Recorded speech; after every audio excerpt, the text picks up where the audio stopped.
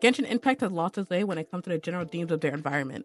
This video is going to talk about the general handling of how Hoyoverse has taken Genshin Impact when it comes to their environment, their people, and so on. And it's going to talk a bit about their whitewashing problem and their culture appropriation problem.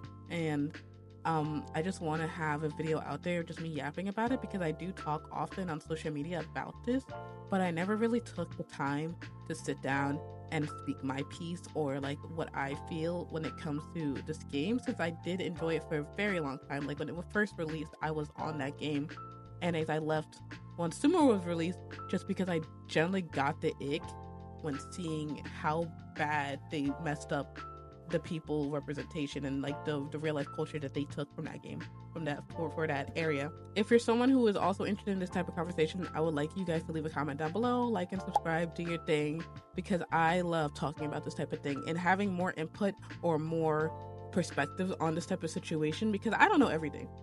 But the fact that like people popped up with information and receipts on like what this represent, what this do, it is interesting to hear, and I know there's more to it, and I only scratched the surface. Now let's talk about Sumaru real quick, because Sumaru was the first one that came out with all of these mistakes. Now when it comes to Sumaru, it is a mixture of ancient Egypt, Indian, Persia, and Mesopotamian culture. Now this is fine, there is like pale people in these types of countries, but when you have it where all of the playable characters are just the lightest shades of white, like fucking flashbang levels of light, and if you only give us like 2 tan characters that are just, you know, kind of like a light caramel, is very weird, because when you look at pictures of these types of cultures and these types of countries and stuff like that that you're taking inspiration from, these people are very much a mixture. And it's also just kind of icky because you also take representation when it comes to their gods. Now, for example, I would like to talk about Candace, because Candace is what got me so riled up when it came to putting this game. Even then, I think people fucked up her name, because I think I think the original interpretation of her name is Kandake, but a lot of people call her Candace, which is like, oh my god, of itself, oh my. Now I'm gonna put this out there, when I talk about like foreign lands and different wordings and stuff like that, I may mess up how to pronounce it, so I will be putting like what it's spelled like in the video, because I feel bad. I feel like a white English teacher trying to pronounce foreign names. Oh my god. Now Kandake is addressed as the powerful queen of Ethiopia, ruling dynasty in the ancient Kushite civilization. When looking up this title, it presents a dark-skinned queen. Kandake, a Manerin, was a queen of the ancient African kingdom of Kush, who was best known for skillfully defending her kingdom against the armies of the Roman Empire. Now, when you compare her to the way Hoyoverse has represented her, and also making her 4-star, that was criminal. That was disgusting. It's so icky to see that she is literally the color of caramelized coffee from Dunkin'. Like, that's not okay. And this is what I'm trying to get at, is that why even take inspiration from real life areas if you're just going to fuck it up when it comes to the dark skinned areas? Because they do just fine with light skin and Asian areas. Like, you know, the first area you drop into is Germany, the second area is China, the third area is Japan, and the next, when we get to Sumaru, it is a mixture of different cultures that don't even like make sense together, because they have like combating beliefs or whatever. And the next, you whitewash the people that are supposed to be there, because you look up pictures of what these areas look like, and they have a lot of tan, dark skin type people, but all you see is white, and that doesn't really make sense to me. And people will come out with this idea of like, well, it's fantasy, don't think too deep, and I'm like, yeah, but when fantasy wants to mix into reality and take inspiration from real life stories, types of tales or people or cultures or whatever, and then you absolutely botch it, it is weird. Everyone has a right to see themselves in their favorite game, especially if you're taking their culture. I can't imagine being someone who is of like South Asian or of fucking Indian descent or anything, and then seeing that your culture is being represented in a game that you enjoy, and you don't even see yourself in the characters. And I feel like now, like, it was Sumaru, it was ugly, whatever. But Natan, I feel like, is the worst offender yet, especially because it feels like not only did you take culture and mess it up, but you also took your own sense of fantasy and drew around it. Not only did they not learn nothing from the Sumaru backlash and when they presented Natlan and we only got one tan motherfucker, and even then they're kinda crusty, kinda need some lotion, and also underused. A lot of the black characters when it comes to Hoyoverse games are very much underused or are lower levels, or just someone who has a bad kid that you don't want to play. Like I remember when Jinyan first came out, no one liked her. I know the little white haired boy from Honkai Star Rail, nobody used him. It's just like, unless you really do like these characters, because I love Xinyan and I put her on my team, but you will never just pass by a Xinyan character, like a main, you know, like you'll never pass by people who main the darker skin characters due to their kits being so lackluster, and that's just so sad. Now, when I say Natlan is the biggest reason why I wanted to make this video and why I say it made Hoyoverse lose its sense of fantasy theming when it comes to Genshin Impact, it is because this area has so much modern technology. When you look at other areas in the game, people don't even look like they have working toilets. Like, what do you mean there is a pixel game type god that's from a cave from 1,000 years ago? So either everything was really advanced, like Honkai Star Rail level advanced, and it's like it all shat itself because I don't know, big fucking boomers and dinosaurs, I don't know. Or you are just adding things because you think it's fun and people are gonna be like, oh my god, that's so cool, let me go drop $100 for the gacha, yippee, I want that character. And it's like, that's cool or whatever, but it just doesn't make sense compared to other areas. Like, why is there a roller skating DJ? Where did you get that DJ system?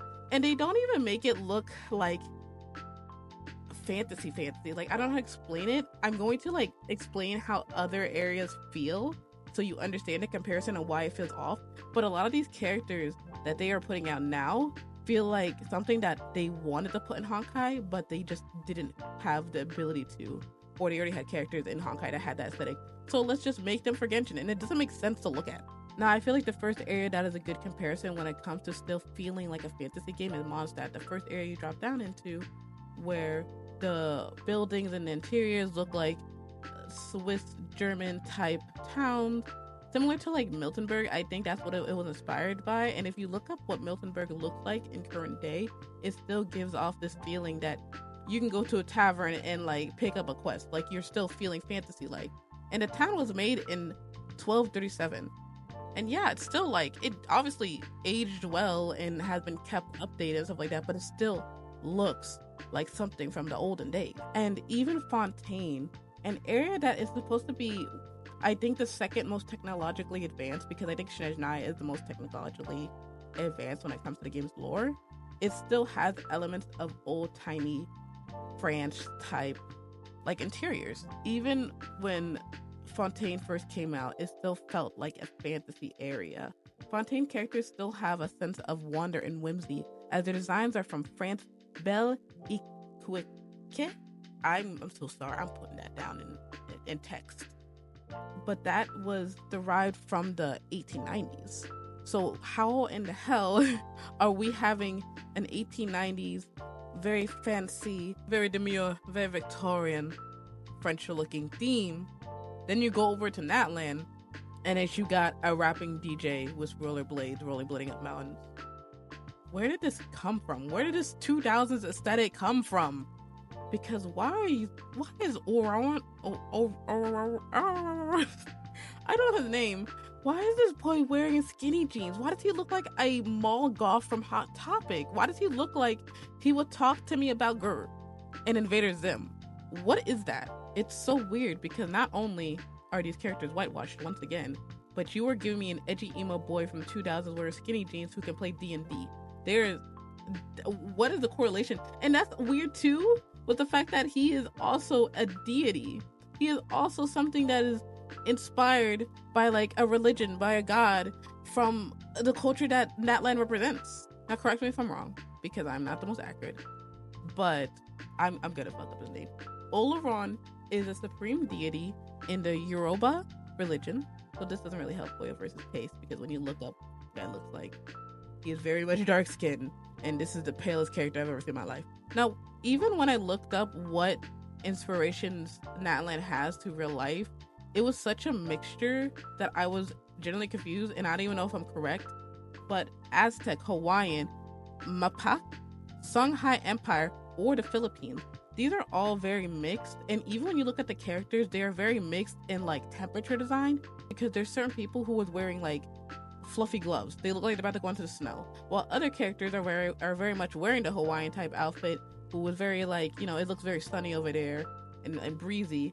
And there's the god itself, the god herself, wearing a racer tracksuit, and I know her coochie cannot breathe. I know it's hot wearing that thing because that area looks hot, but they're wearing stuff as if it's cool over there. So it's hard to tell what the main area of inspiration or what they're even going for with this area, because the temperature design looks off. The characters are not like what they truly represent when it comes to skin tone. And like, yeah, some people have like their general themes. Like you could tell the blue girl is very Hawaiian theme, but it's still like kind of weird that they're mixing this with like other cultures where I can't even understand what the other characters represent. And I can go all day about how much I don't like this god character. Some people even pointed out she looks like a Niji Sanji debut. She looks like a VTuber, and that's crazy to me. But I feel like she has the same problem that Nahida does with Sumaru, where their outfits really don't represent their story or how their area like operates. Now I may be wrong with Nahida because I did not care for her story, but it sounds like it's good, but I don't care. So, but when you first look at her, she looks like a baby in a diaper.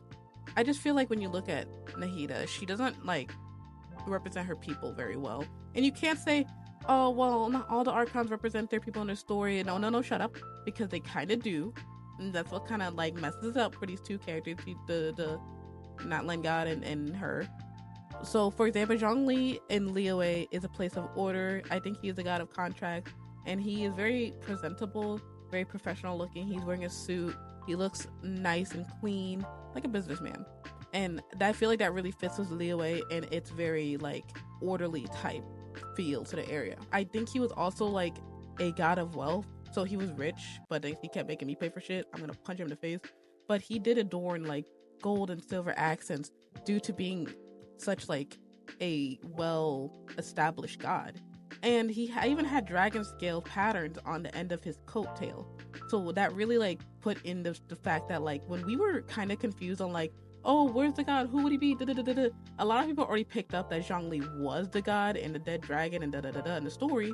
Because if you just look at the design, it's like, bitch, I know you the god. Like, you know? Ai's outfit from Inazuma, the god of Inazuma, I feel like it could have been done better, because a lot of people did point out like, hey, it's kind of inappropriate for her biddies and her bottom part to be so open.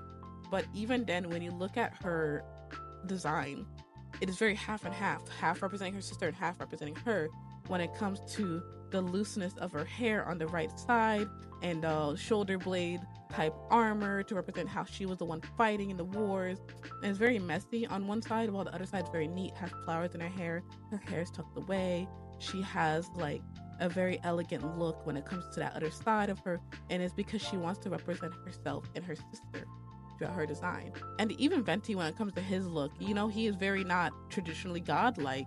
He is someone who will obviously step in and protect his city when needed, but when it comes to just roaming around Mondstadt, he is wearing a bard outfit. He's playing little songs and telling stories, very carefree. His little outfit is kind of dirty. He's just wearing like something that is kind of silly, because he's someone who is very like outgoing and cheerful spirited. And when I look at the new Natlan god, even though I don't know much about her story yet, it doesn't feel like she properly represents her place yet. Maybe when the story comes out and maybe when we know more about her, I'll have a different perspective. But with the way this area just feels, it feels so out of place for what the game would usually represent. So in conclusion, they whitewashed their characters. They lost their main feeling and design and theme of their game when it comes to the fantasy aspect. I don't know if we're going for like modern fantasy now, but it feels very off-putting compared to looking at other older areas. They don't know how to handle the designs and representation of real life legends or people and their cultures. I haven't touched this game in like forever, so I may be wrong on certain things, but I do love it kinda still. I like the community mostly. And I want them to do better. But it's obvious that looking at future games like Honkai Star Rail and maybe Zenless, I haven't seen any characters yet that are really fucky. They kind of are doing okay, but that's because their roster is so small now. It doesn't feel like they're going to improve anytime soon. And it's sad because you see the character designers are trying, because sometimes we'll get leaked for certain characters and they're like tanned or dark or whatever, and if they come out with the official release, whitewash, and it's like, oh my god, I see you guys trying, but corporations are getting you.